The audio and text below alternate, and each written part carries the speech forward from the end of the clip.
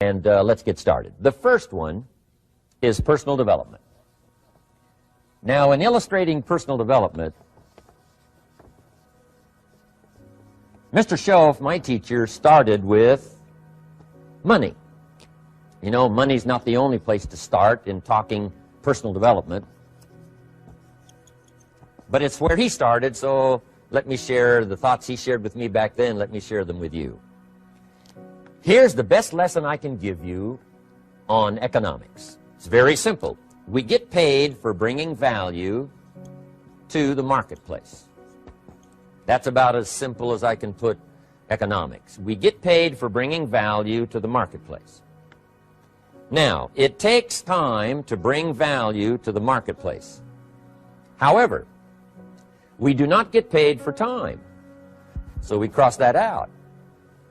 Mistakenly, the man says, I'm making about $20 for an hour. Not true. If that was true, you could just stay home, right, and have him send your money. So that's not true. We don't get paid for time. We get paid for value brought to the marketplace.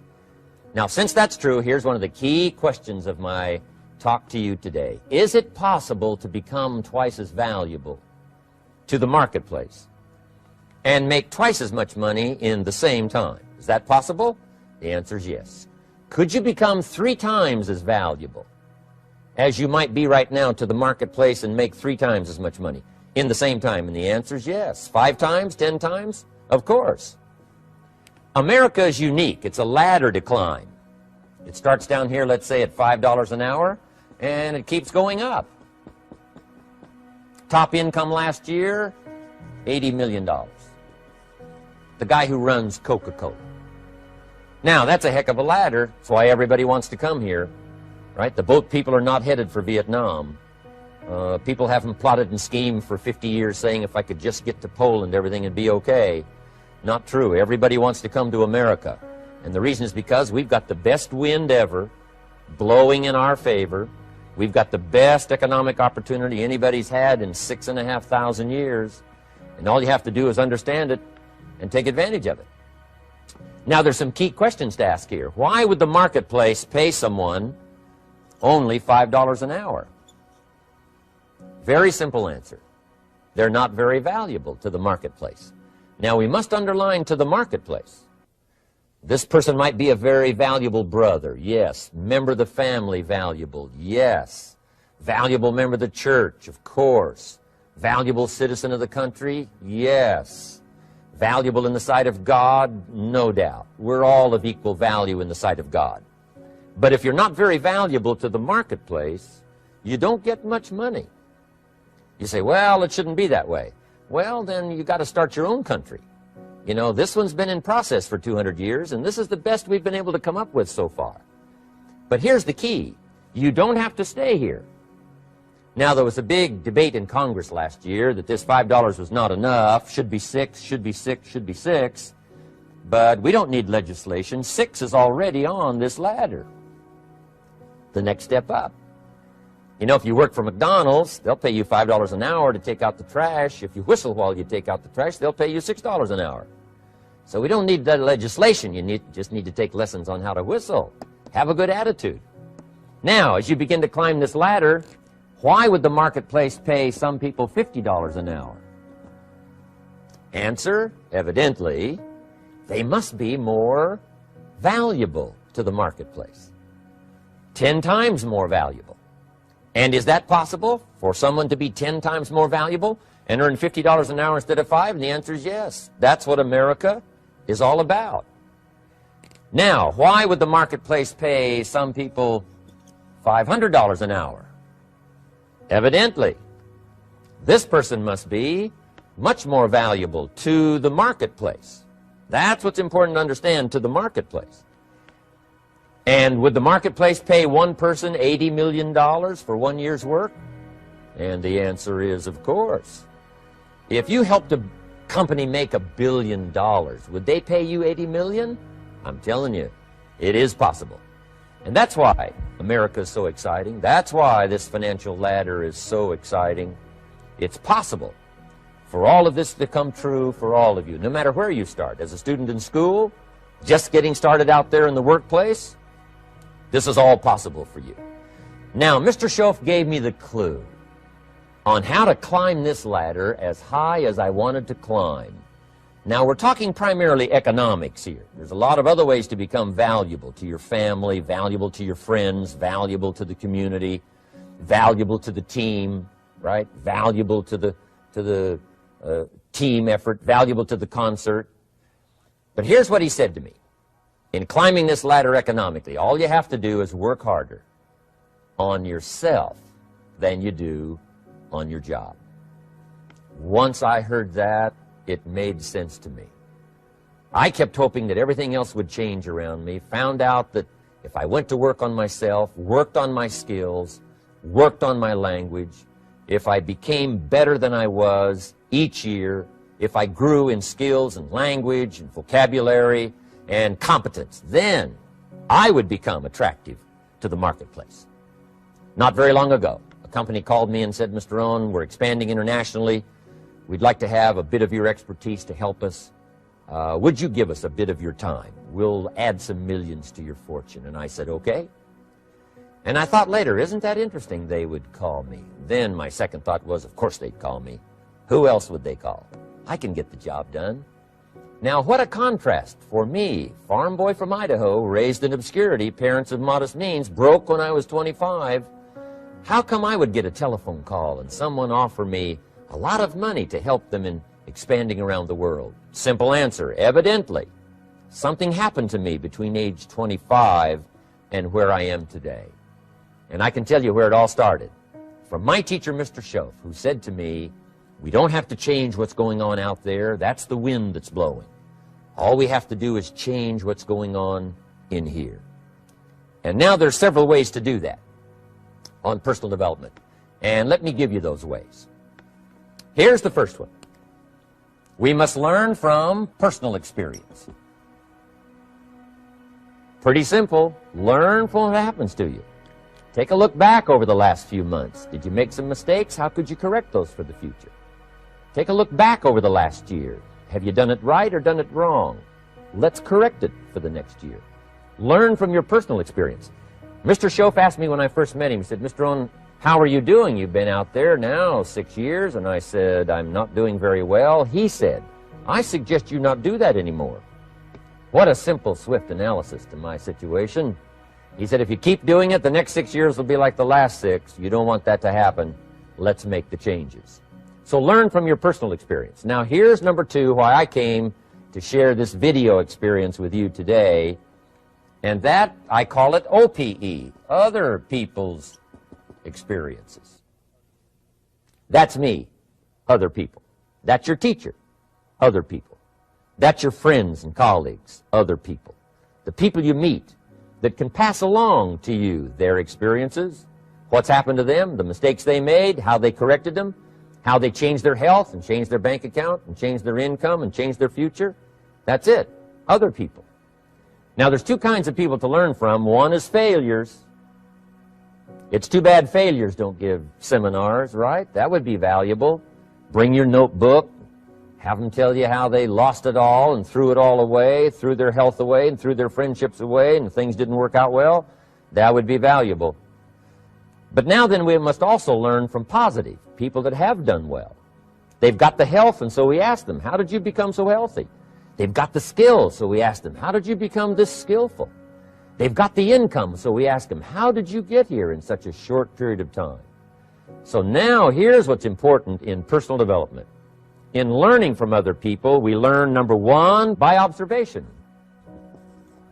We learn what we see. We watch people that are successful in what they do. In sports, we watch their disciplines. In business, we watch their disciplines. By observation, what we can see. The reason I created this video is something that you could see someone's experiences translated for you. Second, we learn by what we hear. I've got some of my lectures on cassette tapes, so you know you can take them with you wherever you go and learn by listening. Turn your car into a mobile classroom and listen. And then listen to the sermon on Sunday morning. Listen to the lectures. Listen to the teacher. Listen to someone who's got something good to say. And then number 3 is vitally important on personal development, and that is read all the books you can possibly read in your lifetime. Mr. Schoaf got me started on my library. I've got one of the better libraries. Haven't read everything in it, but I feel smarter just walking in it. My library.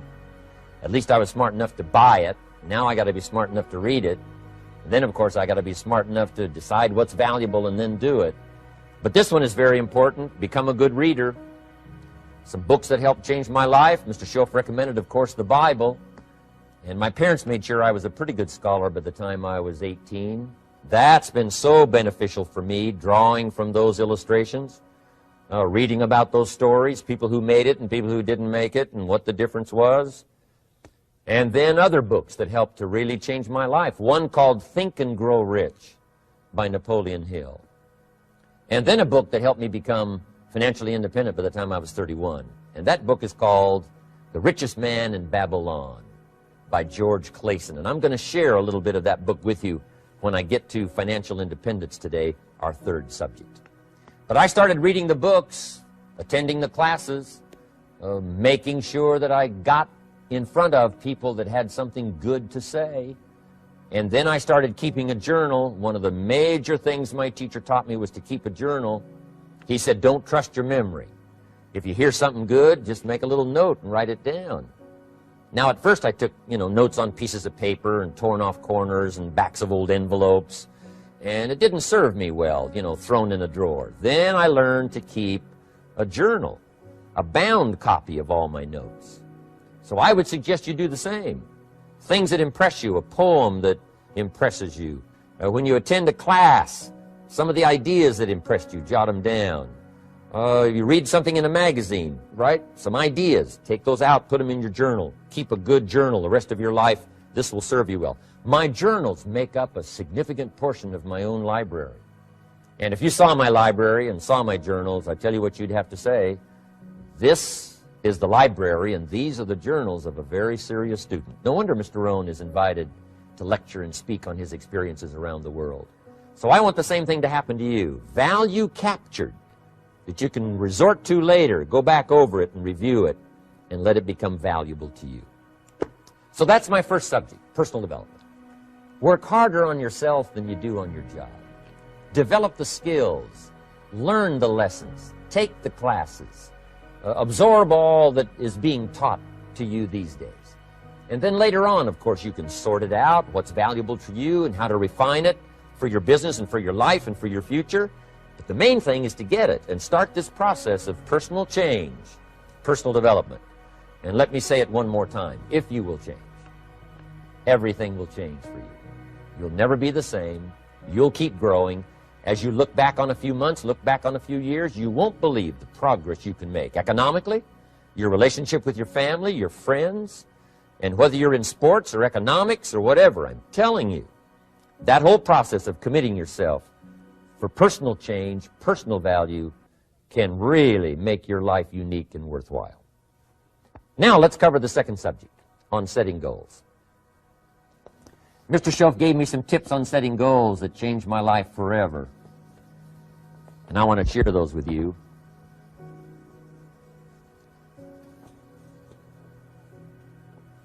So let's talk about setting goals, and I also want to tie it to personal development, and you'll see how I'm going to do it as I progress here. Setting goals.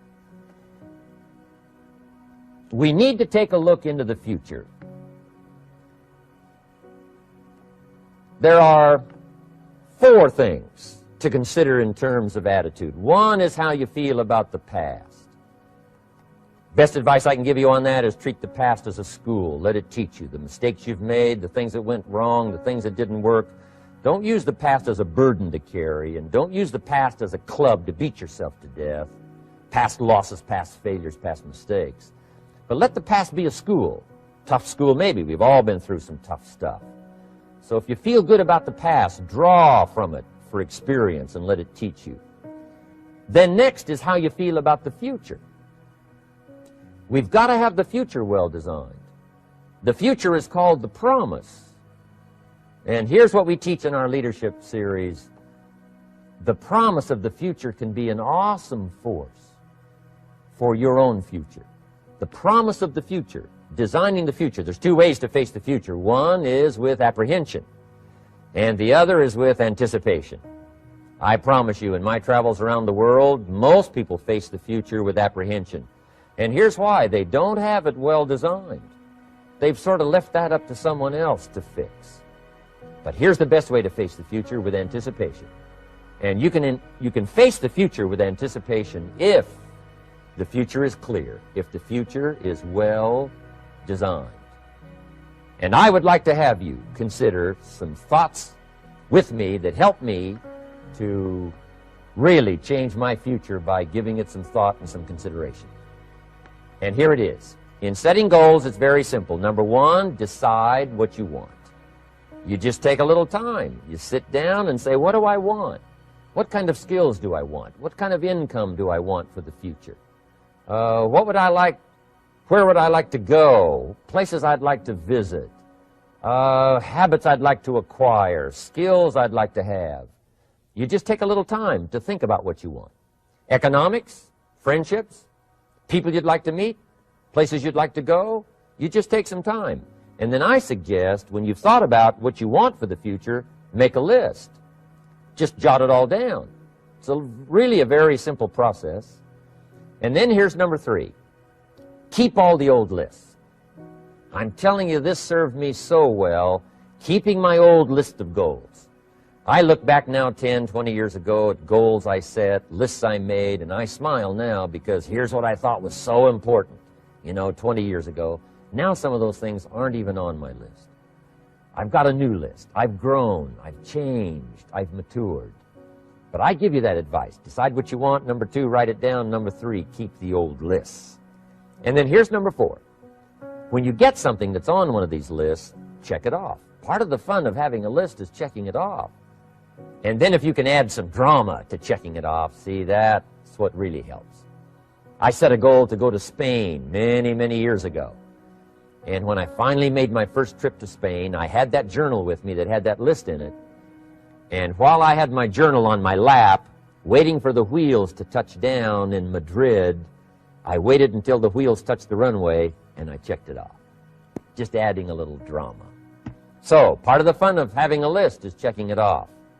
Now, here's what's important about the lists and designing your future. If the future gets clear, the price gets easier. Because you got to remember, for every promise, there's a price to pay. Everybody's got to pay the price. Everybody's got to do the deal. Everybody's got to do the disciplines. Everybody has to pay. But here's what I've discovered. If the promise is clear and powerful, the price is easy to pay. The price is some classes. The price is a few books. The price is a few disciplines. The price is finding something that'll make your life better, make you grow, make you change, make you develop. So the first part of the key is to design the promise. Then, what is the price to pay? I'm telling you, the price will be easy. Anybody in my audience can pay it, no matter where you are, where you come from. Color doesn't matter, religion doesn't matter, where you grew up doesn't matter, circumstances don't matter. I'm telling you, if you'll make the promise of the future clear for yourself, the things you want, the places you want to go, the things you want to have, the person you want to become, the skills you want, the homes you want, the future you want, the friends you want, all of the values of life that you could possibly want. If you'll make that clear, make those lists, and be serious about it, I promise you it's an easy price to pay. Anybody can pay it. And the best advice I can give you is, if I can do it, you can do it. Farm boy from Idaho, raised in obscurity, I changed my life, turned it upside down, turned it all around, found economics, found future, found promise, and if I can do it, you can do it. So, start setting your goals and see if you can't get a better excitement going for the things you want to accomplish for the future. Now here's my third subject, and that's called financial independence. Oh, by the way, before I get to financial independence, let me cover one more point. One of the major reasons for setting goals is for what they make of you in achieving them. My teacher advised me when I first got started at age 25, he said, Jim, why don't you set a goal to become a millionaire? He said, it's got a nice ring to it. you know, enough zeros to impress your accountant. And he said, I'm here to help you. You're only 25 years old. You've been to 1 year of college. You've got a beautiful family, every reason to do it. Why don't you set a goal to become a millionaire? And he said, here's why. And I thought, he doesn't need to teach me why. Wouldn't it be nice to have $1 million? He said, no, then you'll miss it. He said, here's why. For what it will make of you to achieve it. I'm telling you, that statement changed my life. Set the kind of goals that will make something of you to achieve them. He said, now, once you become a millionaire, what's important is not the money. I thought, that's kind of strange teaching. He said, honest, it isn't important. He said, you could just give the money away. Now, I did better than that. I lost it all. By the time I was 31, I was a millionaire. By the time I was 33, I was broke. And I'll tell you a little bit about that story later. But when I lost all my money, guess what? I found out Mr. Schoaf was right. What was valuable was not the money. What was valuable was what I became to earn the money. The skills I had, the knowledge I had about the marketplace, the values that I had going for me. They were more valuable than the money. And here's an important statement to remember. It's not what you get that makes you valuable. It's what you become. So part of the key here is to set the kind of goals that will make something of you. Don't set them too low so that you don't have to grow and you don't have to read and you don't have to try and you don't have to stretch. Don't set them too low. And then don't sell out. Don't go for something that's going to cost you your virtue or cost you your values or sell out your principles. There's a good middle road here to follow. Goals that will inspire, goals that will help you grow, change, develop, and become better than you are. Okay. Now let's talk about financial independence. How to become rich by 40, 35 if you're extra bright, much sooner if you find an opportunity like I did. Let me show you how I did it. Financial independence. First of all, I like the phrase financial independence. Some people are a little bit concerned about using the word becoming rich or becoming wealthy, and I can understand that. I struggled a little bit with this. Is it okay to go for becoming rich, go for becoming wealthy? And maybe that's a bit too strong a word or strong a term. So here's what I've come up with that I think is comfortable for me, and that is how to become financially independent. I think it's every person's heritage here, especially in America, to become financially independent. Now, let me give you my definition of financial independence. Financial independence is the ability to live from the income of your own personal resources. Financial independence. Now, it depends on how you want to live. If you need $2,000, $3,000 a month, if you need $4,000 or $5,000 a month, if you need $10,000 a month, some people may need, $100,000 a month. But whatever you would need to live, and you could earn that living from the income of your own personal resources, that's what I call financial freedom, financial independence. And let me show you how to acquire it. If you start at age 15, between ages 15 and 35 is 20 years. And in my personal opinion, based on my own studies and my own experience, 20 years, in my opinion, is enough time to become financially independent. If you're not, you don't live in the wrong country. Probably what's happened is you have the wrong plan. And it's easy to be a nice person with the wrong plan. I found that when I was 25 years old. I was broke at age 25, and I was a nice guy. You would have liked me. But I'm telling you, my plans up until then, especially my financial plan, left me broke. I totally changed it the next 6 years, and I became financially independent. So I know what I'm talking about. It is possible in a reasonable amount of time, 15 to 35, whatever, 20 years time, enough time. You can do it in a much shorter period of time, like I did if you want to. But this is a reasonable enough time. But here's number one. First of all, you got to have the right philosophy. Philosophy is our ability to gather knowledge and sort through it and decide what's valuable. To develop a philosophy about life, a philosophy about our health, a philosophy about our family relationships, a philosophy about economics. And if you develop the right philosophy, that's what helps to set this sail so that in 6 years it takes you where you want to go, instead of winding up like I did that first 6 years of my economics, broke, no money, empty bank account. The right philosophy. Now let me give you a couple of philosophies to consider. Here's the first one. It's called the philosophy of the poor. And here it is. Poor people usually spend their money and invest what's left. That's the philosophy of the poor. Now here's the philosophy of the rich. Rich people invest their money and spend what's left.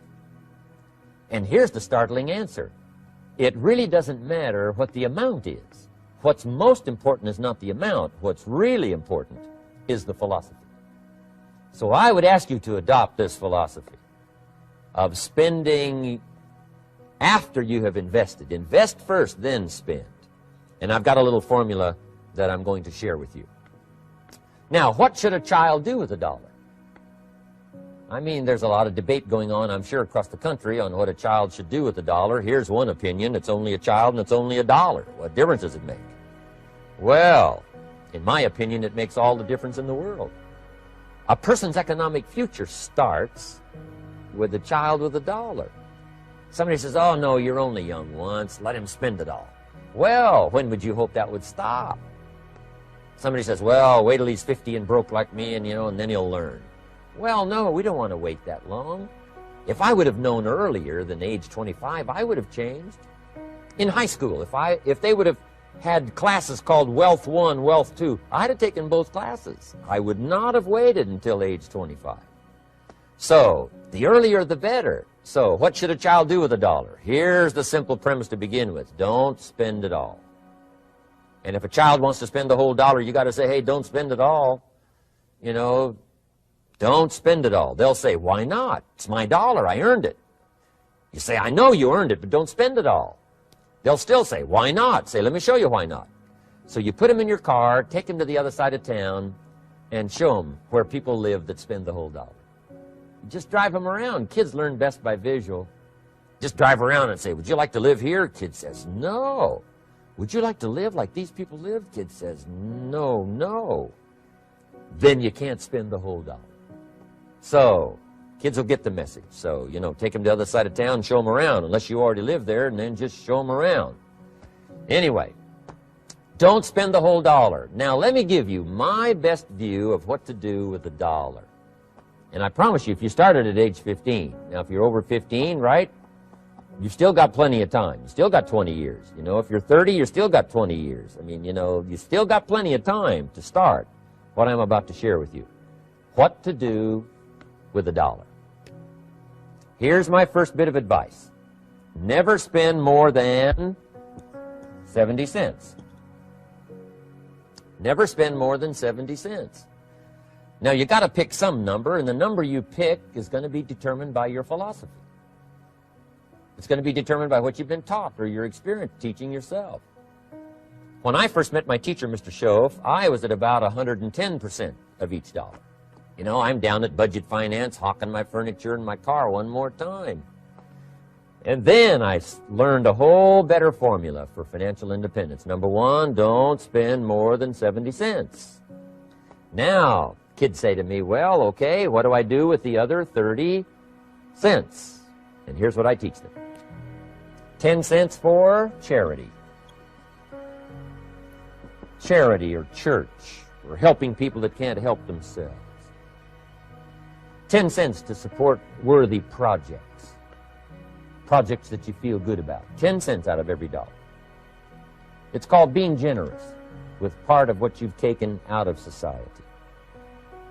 Now, in my opinion, nothing teaches us character better than generosity. No class, no teacher, no book teaches character better than generosity. And the best time to start is when the amounts are small.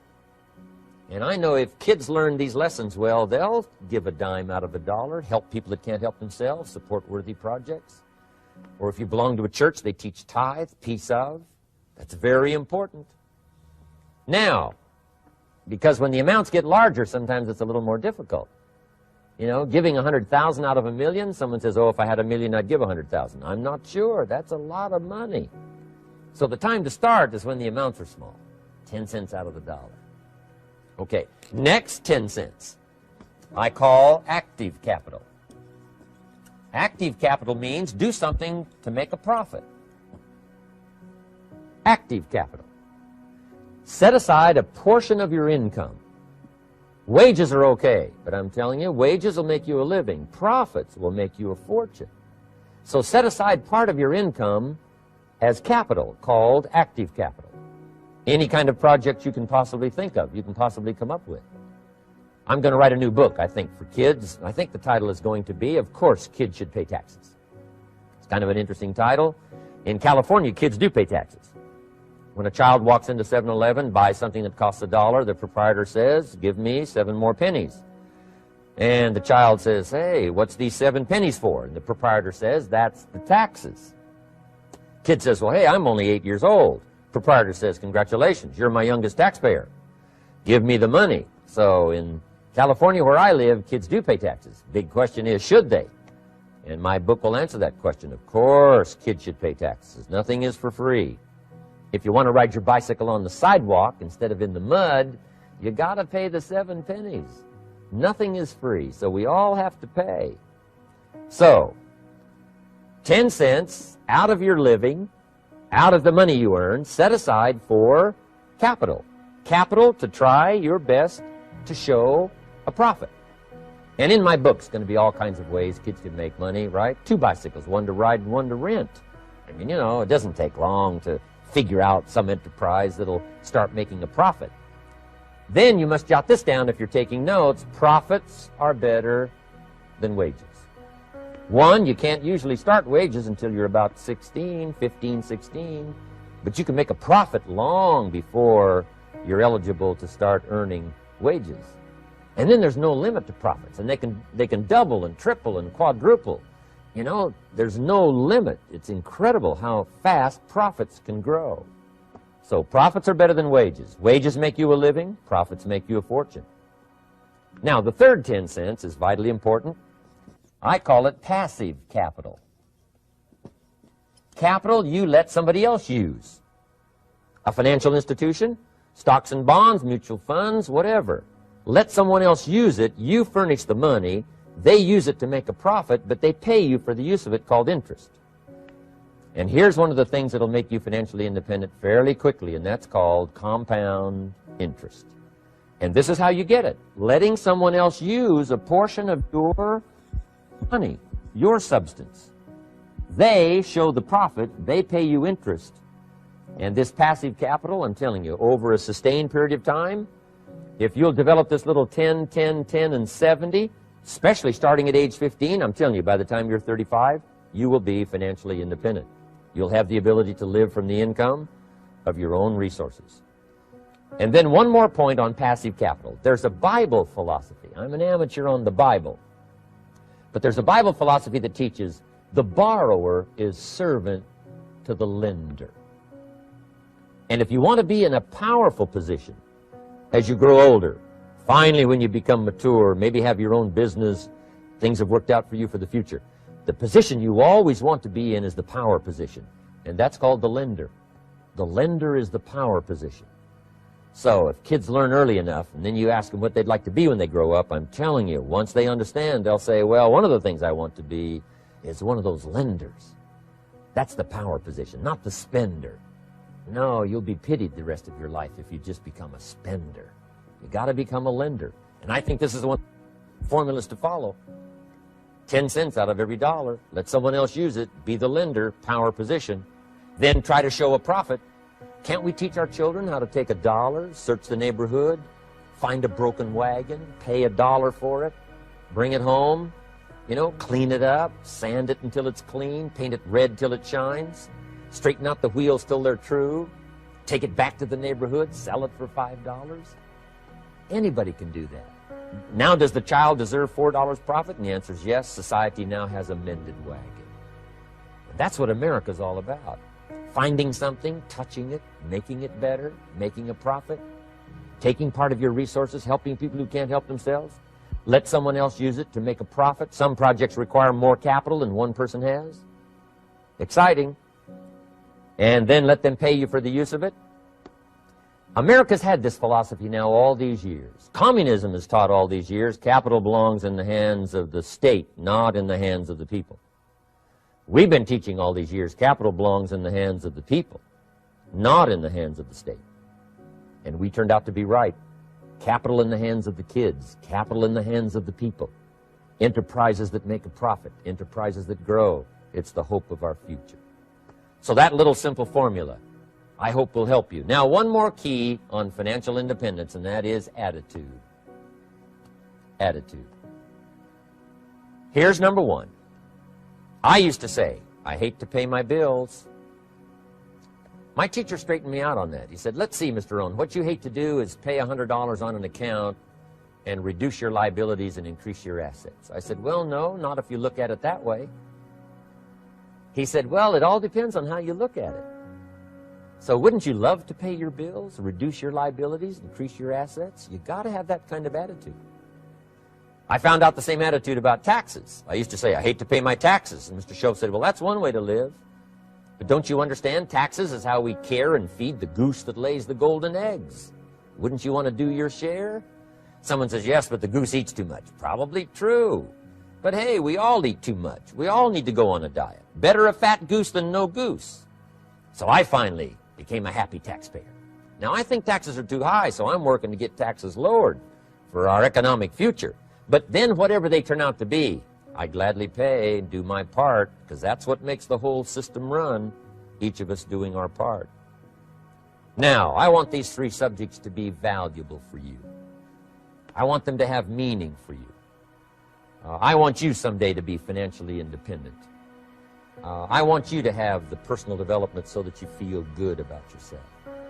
If I had a chance to meet you someday, I'd like to have you show me the list of goals that you got started and say, Mr. Rohn, here's some I've already checked off. Here's the books I'm reading.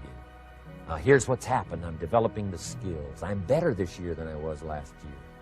I've got more self-confidence. My skills are developing. That's what I want for you, and that's why I took the time to come and share in this video message with you.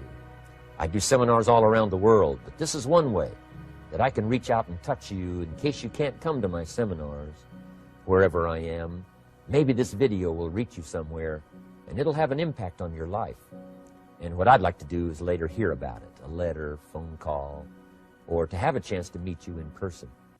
And now I'd like to leave you with these 4 questions, called questions to ponder. These questions were valuable for me, and I want to make them valuable for you. Here's the first one, why? We all ask why we should work this hard, why take that many classes, why go to school that many years, you know, why take the notes, why read the books, why work that hard, why put yourself through the push-ups and the disciplines, why? Good question, why? Best answer to why, I think, is the second question. Why not?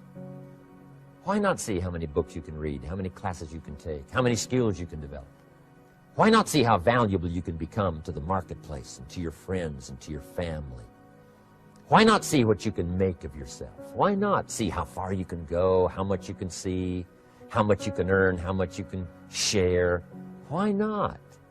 That's the heritage all of us have, in America especially, is to see what we can make out of our lives now that we've been given this extraordinary opportunity. Now, my third question I'd love to ask you in person. But since I can't do it in person, I want to ask it of all of you. But I want you to take it personally. And my third question is, why not you? Why not you? With good self-esteem. Why not you starting to change and setting goals? Why not you starting to make progress toward financial independence? If I can do it, you can do it. I wished I had a lot more testimonials here today besides mine. A whole steady stream that would come by and tell you their story. Someone who started with nothing, finally run a big enterprise. A mother who was on welfare, now she owns her own business. In addition to my story, I wish I had a lot more. And if all of them told their story, guess how they would probably wind up their story? They'd probably say, just like me, why not you? If we can read, you can read. If we can change, you can change. If we can figure it out, you can figure it out. If we can turn it around, you can turn it around. There isn't anything you can't accomplish. That's what those testimonials would say. And so I want to say it to you personally. Why not you? Well, you've got the brains, you've got the stamina, you've got the vitality, you've got the interest, you've got your life ahead of you, you've got the future. You can do it. If anybody can do it, you can do it. If one of us can do it, hey, we all can do it. And now here's my last question. Why not now? This is a good time as the 20th century starts to wind down, a few more years as we get ready for century 21. What a good time to set your goals, work on yourself, work on your skills. What a good time to get it together. What a good time to start this process. Personal development, growing, changing, developing, having a good plan for your money and for your life and for your future. Why not now? And I hope I have a chance to see you one of these days and share with you the experience, the reaction, the response you might have had from my message today. And until I get a chance to see you on this side of the world or the other side of the world, in some school or some seminar, or maybe I'll come and speak for a company that you work for someday, I hope I get a chance to meet you. Until then, I wish you the best. I want all that I've gotten to be yours and much, much more. God bless. Goodbye.